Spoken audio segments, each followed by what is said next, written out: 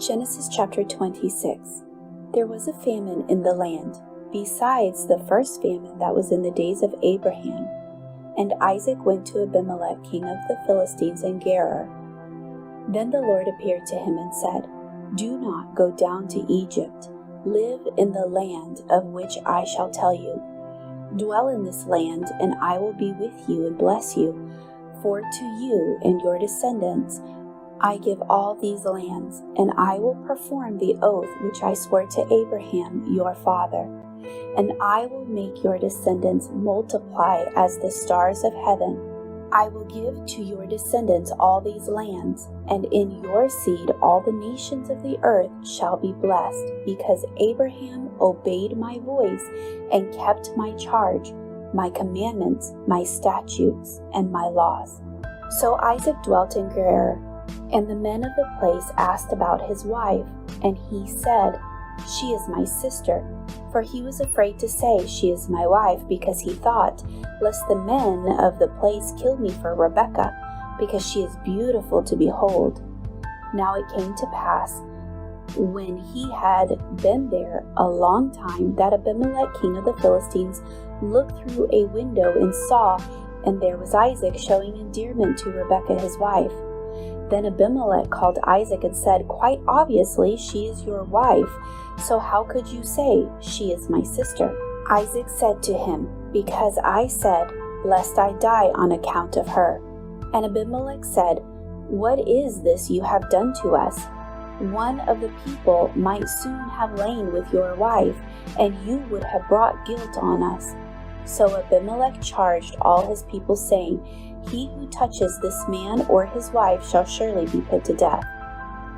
Then Isaac sowed in that land and reaped in the same year 100-fold, and the Lord blessed him.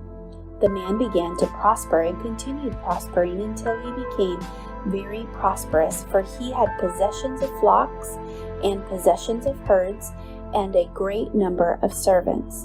So the Philistines envied him. Now the Philistines had stopped up all the wells which his father's servants had dug in the days of Abraham his father, and they had filled them with the earth. And Abimelech said to Isaac, "Go away from us, for you are much mightier than we." Then Isaac departed from there and pitched his tent in the valley of Gerar and dwelt there.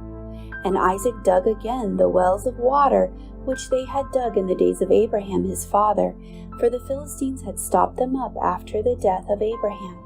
He called them by the names which his father had called them. So Isaac's servants dug in the valley and found a well of running water there. But the herdsmen of Gerar quarreled with Isaac's herdsmen, saying, "The water is ours." So he called the name of the well Esek, because they quarreled with him. Then they dug another well, and they quarreled over that one also. So he called its name Sitnah. And he moved from there and dug another well, and they did not quarrel over it. So he called its name Rehoboth, because he said, "For now the Lord has made room for us, and we shall be fruitful in the land." Then he went up from there to Beersheba, and the Lord appeared to him that same night and said, "I am the God of your father Abraham. Do not fear, for I am with you. I will bless you and multiply your descendants for my servant Abraham's sake." So he built an altar there and called on the name of the Lord, and he pitched his tent there, and there Isaac's servants dug a well.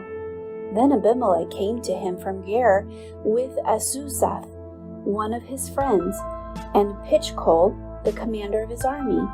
And Isaac said to them, "Why have you come to me, since you hate me and have sent me away from you?" But they said, "We have certainly seen that the Lord is with you."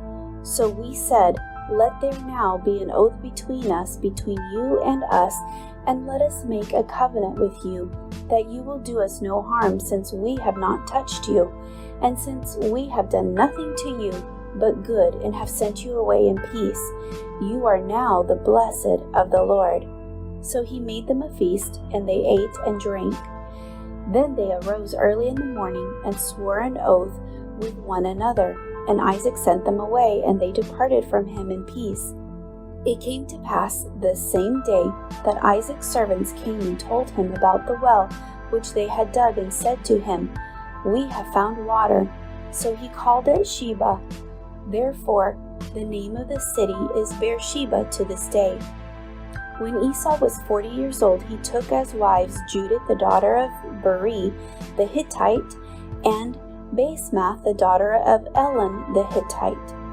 And they were a grief of mind to Isaac and Rebekah.